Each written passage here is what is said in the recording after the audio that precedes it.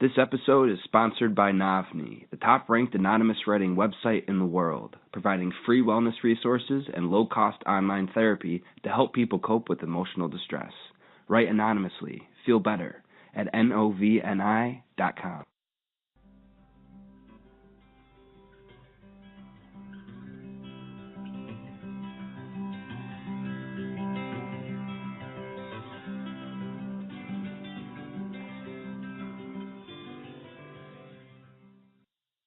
Welcome, everyone, to Beyond Surviving, the safe space for survivors of childhood sexual abuse to receive support, resources, and share their stories. Beyond Surviving is about freedom, healing, connection, and even laughter and fun. Most importantly, it's about letting go of the pain of abuse and finally moving on. I'm Rachel Grant, and for those of you who don't yet know me, I've been a sexual abuse recovery coach since 2007, and am the author of Beyond Surviving, the final stage of recovery from sexual abuse. I work with survivors who are sick and tired of feeling broken and unfixable, and I help them reclaim their lives and heal and finally feel normal. You can learn more about me and the Beyond Surviving program at www.rachelgrantcoaching.com. Now, as always, I am always excited to have my guests here, but today I'm particularly thrilled to be connecting with Lakeisha Woodard. She's going to be talking with us about her personal journey after healing from sexual abuse and how she was able to turn her pain into purpose. So we here at Beyond Surviving are all about that we're not meant to be, stuck in a life sentence of pain, that there is life after abuse and that we can step into our purpose and our authority over our lives and authorship. So Lakeisha is going to be talking with us about that and so much more. And just to tell you a little bit about her, she has a huge passion for empowering women and holds an MBA in global management. So for over 10 years, she's motivated and captivated women on personal development. And her passion really blossomed during her matriculation at Clark Atlanta University when she joined the group Youthful Survivors. So this is an amazing thing that they're doing. They travel across the country and they share their stories of surviving sexual abuse. And as she, moved forward in her journey and during her career, she unmasked this ugly truth to most of the problems among women, which is a lack of self-awareness. And in order to solve this issue, I love that. She saw a problem. She saw a place where things were not going right. She said, well, what am I going to do about that? So her answer was a sister's truth.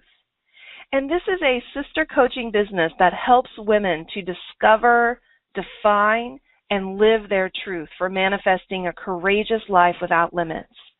As a sister coach, she provides women with the necessary tools and encouragement to stay true to themselves for a purpose-driven life. Doesn't that sound great, y'all? I love that. And not just that, she's also a motivational speaker. She teaches women the importance of accepting their flaws. Yummy, I love that too, for personal growth and happiness. So as you can see, we've got a real powerhouse with us here today, and we're so wonderfully blessed to have her with us. Lakeisha, welcome. Hi, Rachel. How are you? Thank you so much. I forgot who you were talking about. Who's that girl? Sounds amazing. I want to meet her. Honey, that's you. Thank you so much. It's so funny how you just kind of, when you're so wrapped in your purpose and your calling, you forget about what it is that you're doing. So thank you for that intro. True. I hear that. Yeah, of course. My pleasure. So I'm so fascinated with this process that you have developed, sister coaching. I'd love to start there so we have context and really more understanding of what you are up to these days. So can you tell us a little bit more about sister coaching and what that is and entails? Sure, absolutely. Well, Sister Coach is my way of giving a name to life coach. And what sets me apart from other life coaches is that I walk alongside you. So it's my personal life experiences that I use to help to educate as well as motivate my clients so they can live in their truth. And I do this because I wholeheartedly believe that there is power. Oh, my God, there's power in our testimonies. The power to uplift another woman so she can lean harder on her faith for reaching her breakthrough. So with all that being said, I pretty much give my clients what you'll get from a sister, the hard truth that we don't want to hear or face.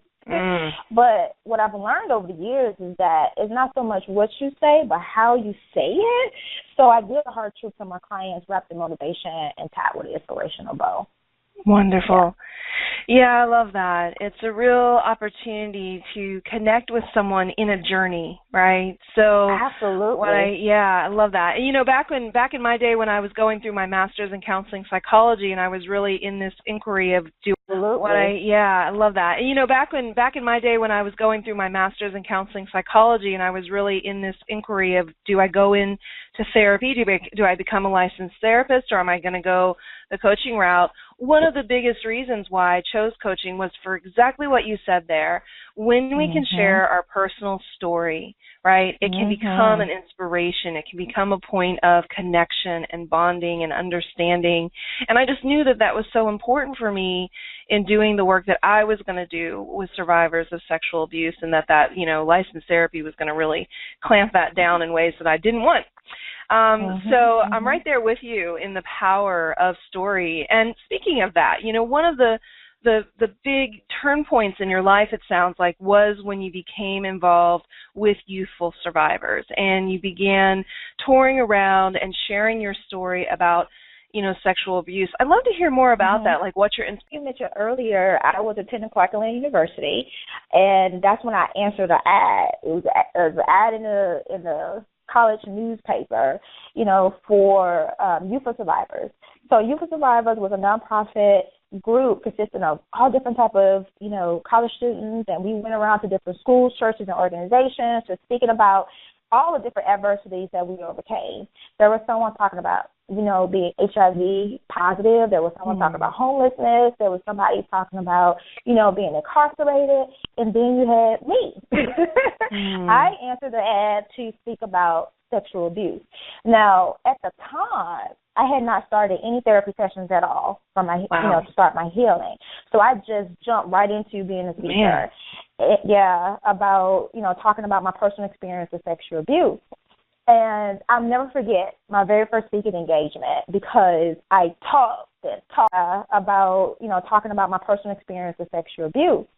And I'll never forget my very first speaking engagement because I talked and talked and talked and talked and talked and completely.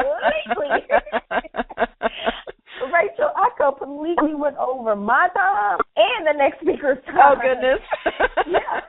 Just, you know, telling my story because, you know, it was the first time that I really had the opportunity to just get it all out, if you will. Right. And at the end of all our presentations, oh, my God, I never forget it. I remember like it was yesterday. A young girl came up to me and told me that she may be pregnant by her mother's boyfriend. Wow. That completely changed my life because at that moment, I realized that my suffering wasn't for nothing and that I can actually inspire other children to come from the home. Yeah. So, yeah. That's amazing. That was my experience, yeah. Yeah. And it was after I joined Youthful Survivors, that's actually how I started my therapy sessions as well. Yeah, it sounds like it. Like that just kind of broke things open for you and created that space that we need as survivors. You know, that moment of acknowledgement, right? And I think we all have that moment in our journey, some on a stage, most often with a friend or a trusted family member or someone. I love that. That's, again, I told you all, powerhouse. She's like, I'm just going to walk up on this stage. Haven't ever talked about this ever. Yeah, that's bold, and I love that boldness because, yeah, it's so true. When we share our story, the opportunity to impact the lives of other people, to embolden them and to support them absolutely comes from that. Yeah, and so this sounds like, you know, it launched you into that time where, and to support them absolutely comes from that. Yeah. And so this sounds like, it launched you into that time where you were doing your healing work and going through that process. What do you think are some of the key things that really shifted for you when it came to getting clear and building that confidence to then go on to, start your business? And tell us a little bit about that journey, because I know for so many of my clients and the, survivors who I talk to, there's this real feeling of almost missing out, right? Like, my life is so, stuck in the past, and I'm constantly trying to just get through the day. I feel like I can't even step in to my purpose. I can't identify it. I can't, get there. So I'd love to hear what that was like for you to, what was the process for you getting that clarity, first of all? The very first time speaking about it, I talked for so long that I didn't just talk about the sexual abuse. I talked about everything. Sure. Growing up in the projects, right outside of Chicago, that as for Ian, the coordinator of Youthful Survivors, she was like, okay, we need to get you some help. So my healing process started with therapy. That's how I was introduced to therapy. And, I had many issues, as you can imagine, to overcome as a result of sexual abuse. But after healing, I found myself at a crossroads because a new journey was starting. And that journey consisted of 3 phases that I've been able to identify and put a name to years later. And those 3 phases are discovering, defining, and living your truth. And I gained clarity during the discover and defining, true phases that I went through. And so now I'm consistently building confidence and courage daily as I journey through the live your truth phase. So, let me take a moment to fully explain those 3 phases.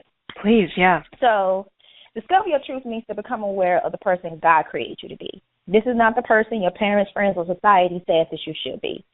And then define your truth means to identify on the calling and purpose that God has put on your life. And I purposely left out spouses and children because our calling is much bigger than just them. Sure, because, yeah. We got parents that say, my husband, my kids is my life. Well, your life means a little bit more than just that. Yeah. And then living your truth means to have the courage to embrace all aspects of who we are and then present that person to the world. So during the discover your truth phase, I had to personally really dig deep and pull back the many different layers, right, to get to the root of who I am, the person God created me to be. And because I did this because I never only wanted to be known as a sexual abuse survivor, because I knew deep down there was way more to me than just that. So I had to get to know the healed, the confident, the courageous Keisha in order to get to the root of who I truly am. And then there was the define your truth phase. And in this phase, I was searching for the true meaning of my life, right? Why did I go through everything that I went through, for 18 years? I wanted to know and figure out the purpose and the calling that was placed on my life. So then there's the last phase. And in this phase I'm currently in now, once I discovered who I truly was and the calling on my life, it was time to live it out. Now, that seems super simple when you say it, but it's not so easy to present your authentic self to the world because that's when you're opening up the door for judgment and ridicule. Yeah. And that's a door that no one wants to open up. Not at all. Yeah.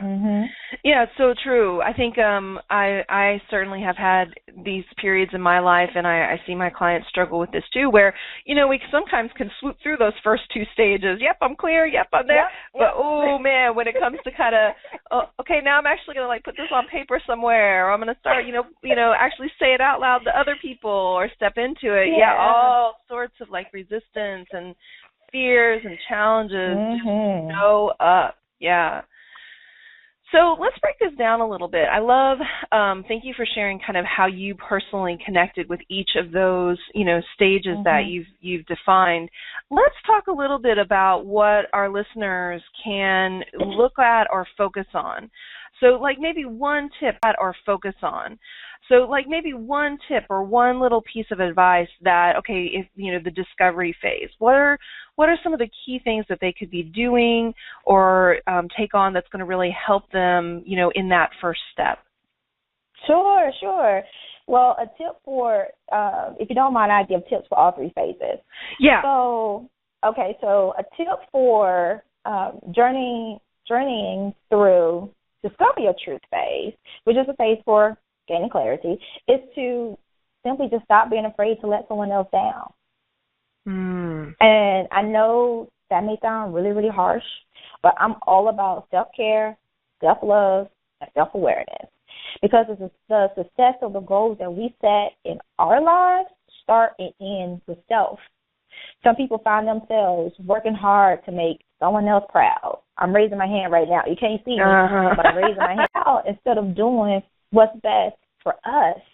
So like I said, I'm speaking from personal experience because I had to take that exact same advice to feel confident about my decision, when I decided not to go back to law school because I attended law school for a little while. So yeah. You okay. Oh, please go ahead. Go ahead. So you also gain clarity during the define your truth phase. And the tip I want to give is to really just open your eyes and pay attention, because what people are coming to you for, constantly, we tend to overlook those natural talents and gifts, right, as being tied to our purpose, because, it's so easy for us to do, and it provides us with all this joy, these tremendous amounts of happiness, which is what our purpose is supposed to do. Like I literally had a client tell me that catering couldn't be her purpose because she loved it so much, right? Oh, goodness, right. Yeah. Yeah. So we cannot overlook, the simple things that come easy to us. And that's exactly what I had to do, in order to understand my purpose.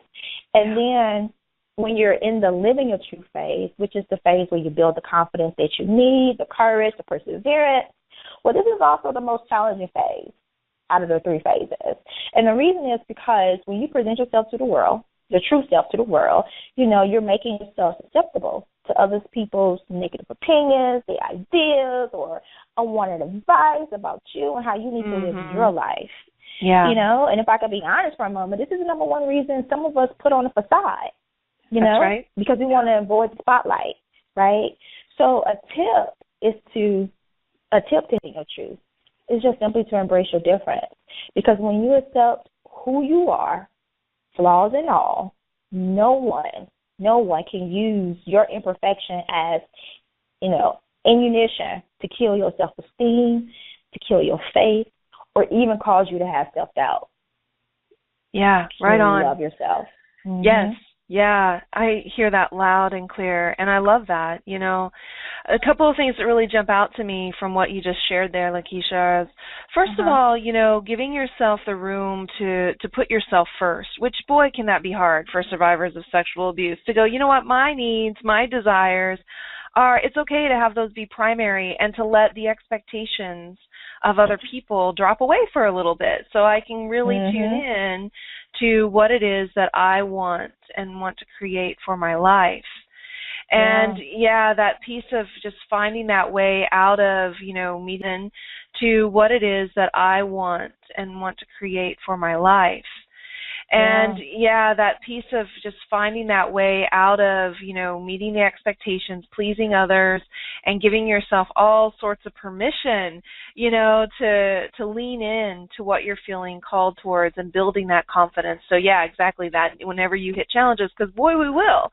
Anytime we pursue a passion, there's going to be somebody saying, "What? You're going to do what?" Right. That's not going to work. All of that. So, man, to be able to have a mute button for those people is super important. My goodness. It's super important. Yeah. It's super important. And that just stems from, people projecting their fears onto you. Yeah. And we had to learn how to just block it, become a ninja warrior and just block it out. Yeah. Block it out, and then keep moving forward exactly where you are. So sometimes you just, need to act in silence. I've done that a lot over the years where I just moved in silence. I didn't tell anybody. People just woke up one day and I was an author. There it was.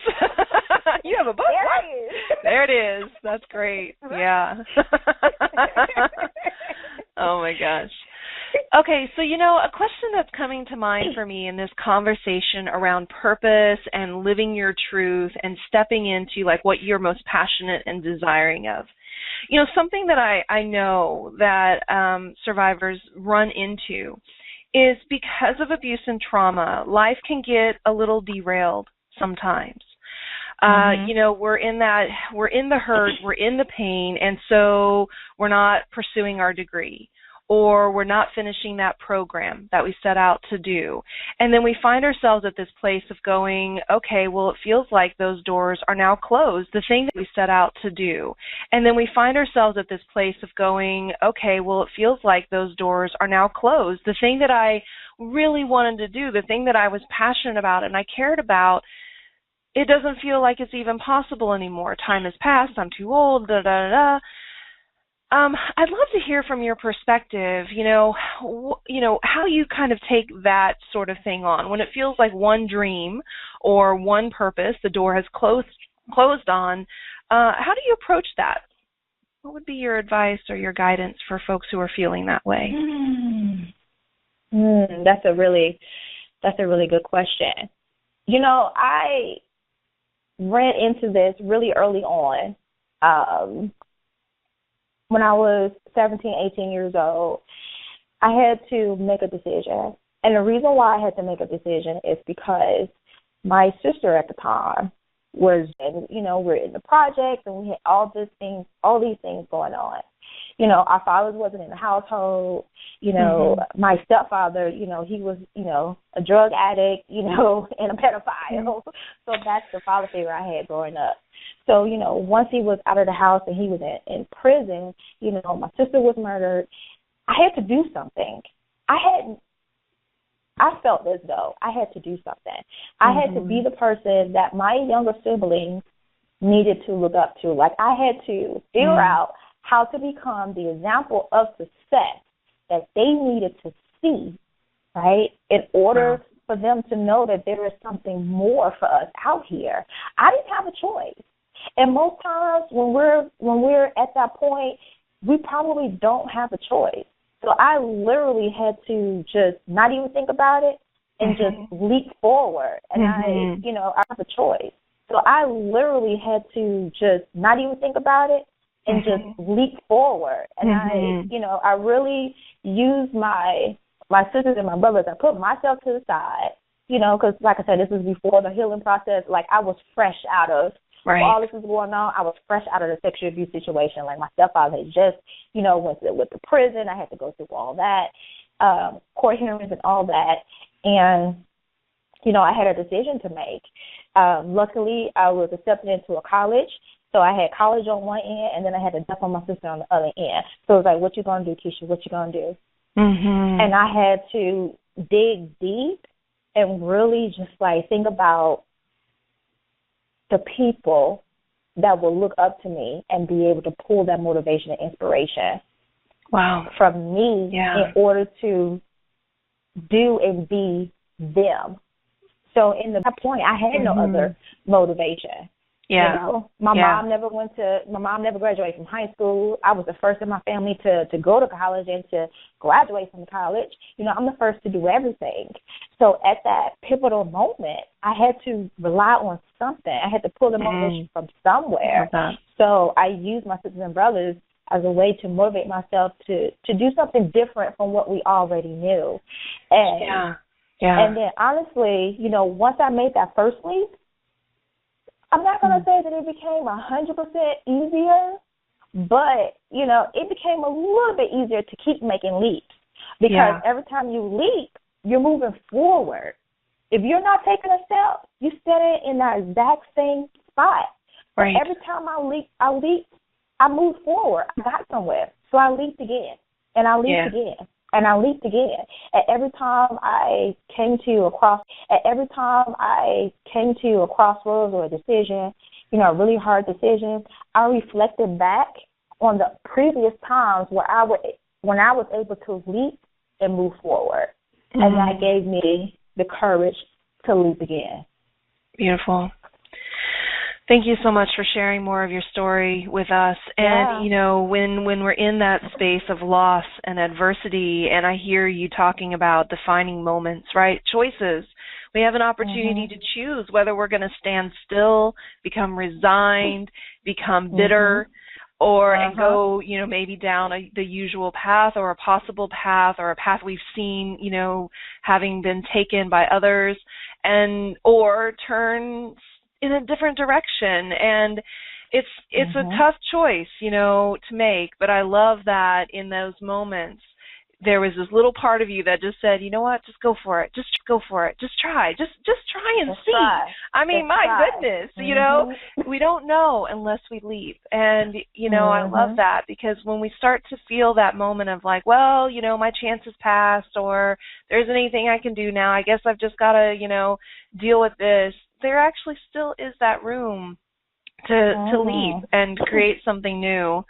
And I loved what you said about those underlying motivators or factors. For you, it was your family and your siblings. But for those of you who are listening, like, think about that question. Like, what are the underlying motivators? Because sometimes, especially for survivors of trauma, it's hard to generate self-motivation based on what we're going to gain, right? But if we start to look out to what others are going to gain, then it can propel us forward.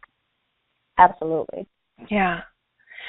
So you've walked a really a beautiful path, a hard, challenging, a one of overcoming, a one of saying, you know what, hell no, I'm not going to just sit here. I'm not going to let life, you know, be the author. I'm going to step in and I'm going to, you know, put my hands on the reins and create something that, you know, I really care about.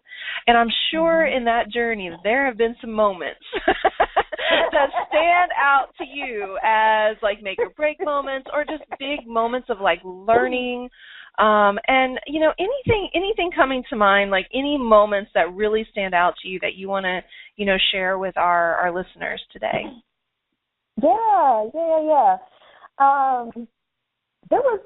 There's a few defining moments, and it's actually my defining moments that helped me to identify and put a name to the three different phases I talked about earlier. And the first defining moment was when I decided not to return to law school, because becoming an attorney was something I knew from the time I was a little girl, you know, and those who knew me growing up knew that I was just going to be an attorney. I was that little girl, right? So that was the plan, Rachel. That was the plan, to be an attorney. There was no plan B. There was no plan C. You know, once I got out of the situation I was in, I was going to become an attorney, right?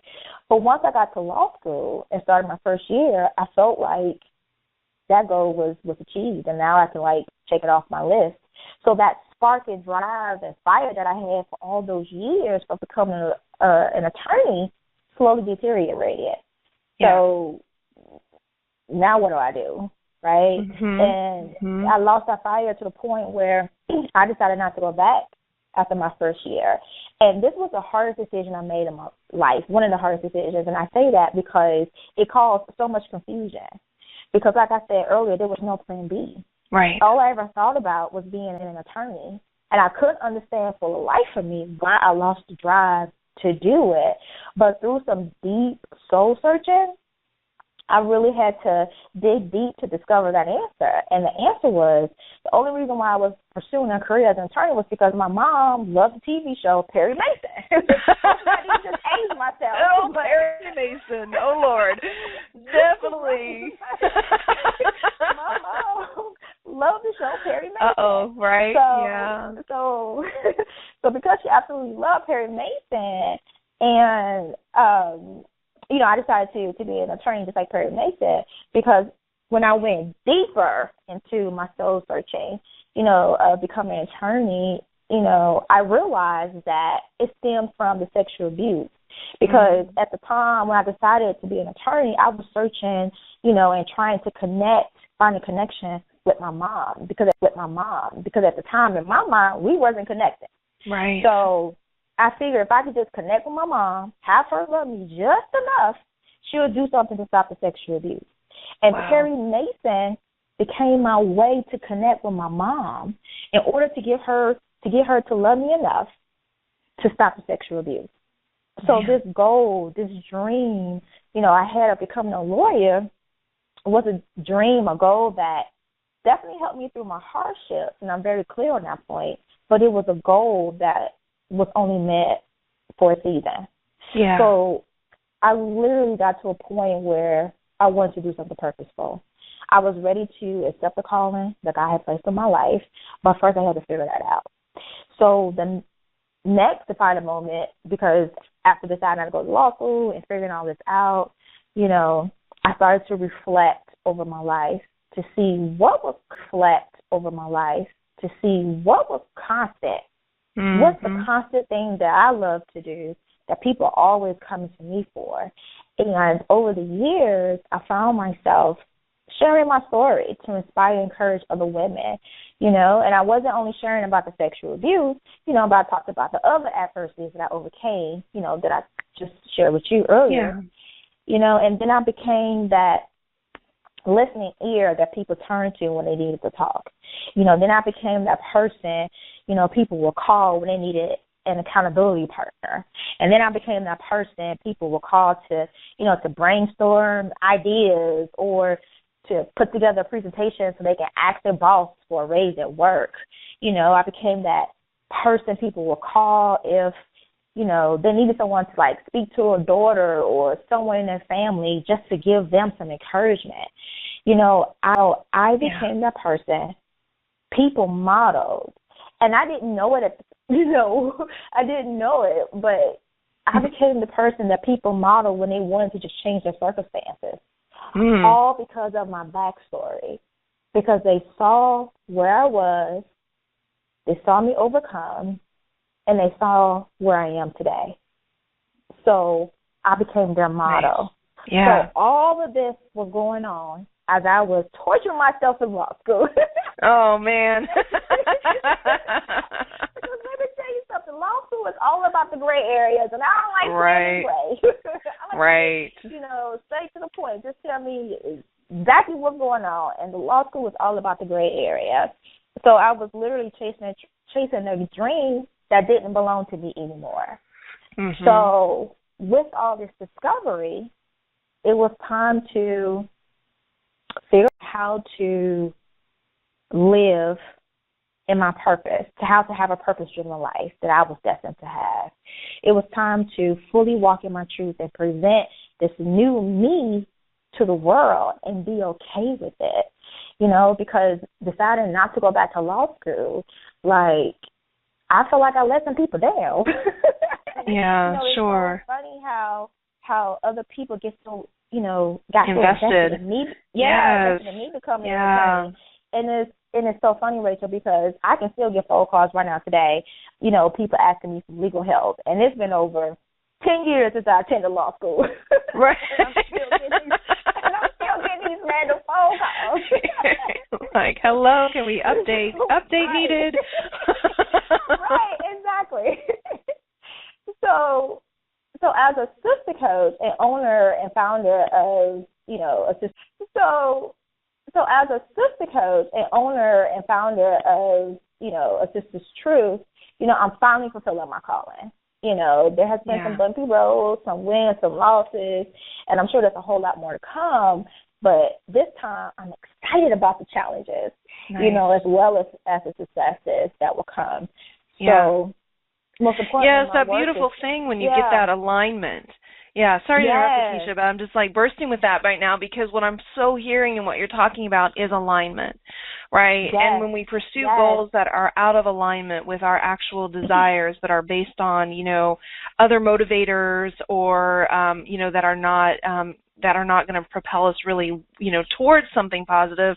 And we can get ourselves in, in kind of a twist and all of a sudden end up doing things, or doing jobs that we might be good at them or it might be possible, but there's that lack of exactly what you said.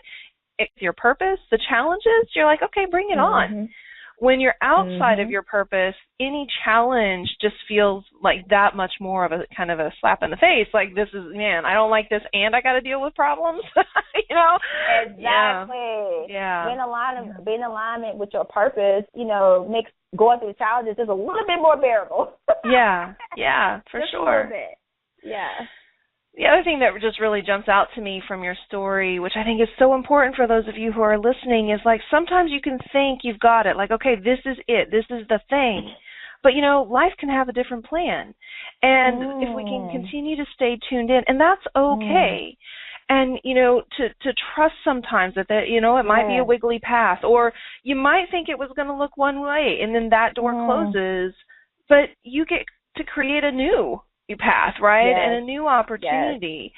And that we find, you know, I can really relate to your story on and that we find, you know, I can really relate to your story on a lot of levels. You know, I was going to be a high school English teacher. Well, goodness, you know, and got to college and started working with high schoolers and was like, I don't like these people at all.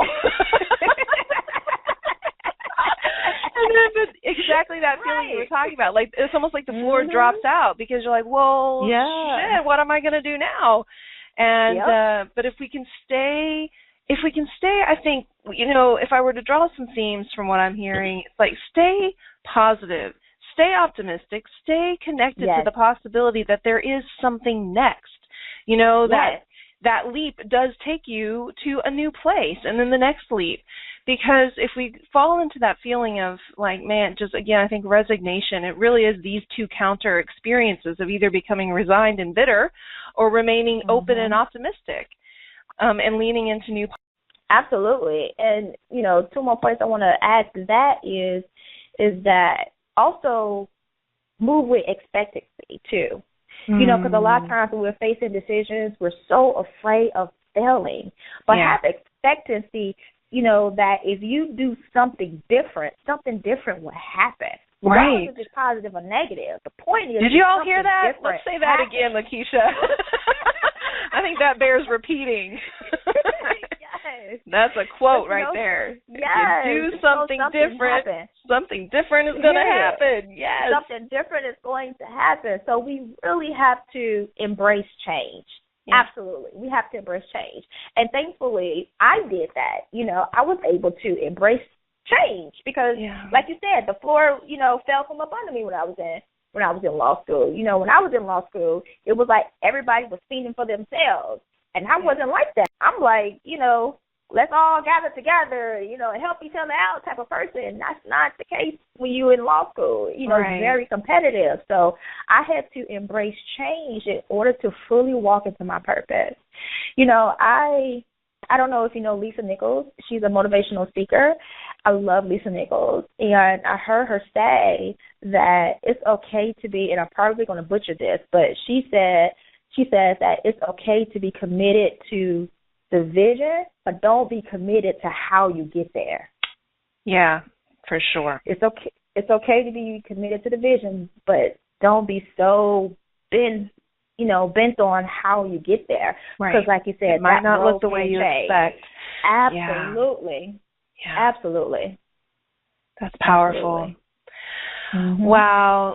You have just filled me with so much to take away and to ponder and in so many ways. And thank you so much. Yeah, man, it's just such a joy. It's such a joy to have you here. And, you know, to hear a story of adversity and challenge and heartache and just loss and pain, but to see you just, you know, thriving in your life and not letting those experiences define you and taking all that you have learned through those challenges and, you know, sharing that with the beautiful people who come into your world and have the joy of working with you. I just, you know, I champion you and cheer you on because it's so beautiful. Yeah, thank you. Thank you so much. Thank you. Any final thought for folks listening today? Yes, absolutely. I just want to tell everybody who's listening today that no matter what it is that you're going today, that no matter what it is that you're going through or what you overcame, you know, there's a purpose and calling on your life. Like, there's somebody who needs your gift and your talent. So it's important for you to be exactly who you are so you can be a blessing to someone else, because you never know who's watching you. You never know who's pulling encouragement from you. So it's important for you to be you so we can teach the younger generation that's coming behind us how to be authentic to themselves. So if everything we said and talked about today just completely goes over your head or goes in one ear and out the other, hopefully that's not the case. I just want each and every one of your listeners to remember and never forget, and that's they are enough. You who are listening today, I just hope you have been encouraged and inspired. And if you would like to connect with Lakeisha, you can certainly email her at info@asisterstruth.com. And you can also learn more about her sister coaching programs at asisterstruth.com. So do not hesitate to reach out and connect with her, particularly if you're finding yourself at a place in your healing journey where you've done a lot of that kind of clearing out all the clutter and confusion, and you're really in that place of now it's time to step into what's next and what's new. I know she can help you get there. And also a great way to continue learning from Lakeisha is to pick up her newly published book. You know, that book she was, writing on the down low? Well, it is not on the down low anymore. It is published. No, it's not. That's right. Writing on the down low? Well, it is not on the down low anymore. It is published. No, it's not. That's right. So 31 Days of Truth. Manifest Your Passion, Power, and Perseverance is now available on Amazon. So please head over there and get your copy today. I know I've already had a little preview of it, and it's a really, really beautiful book and guide, and takes you through exercises so you can really dig in and discover some really wonderful things. And I want to just take a moment to thank all of you for joining us today and remind you to visit RachelGrantCoaching.com to learn more about sexual abuse recovery coaching and explore the other resources available. And please do be sure to subscribe to this podcast. And if you've been touched, inspired, or helped, please leave a little message for us and review. We'd love to see that. And continue to come back.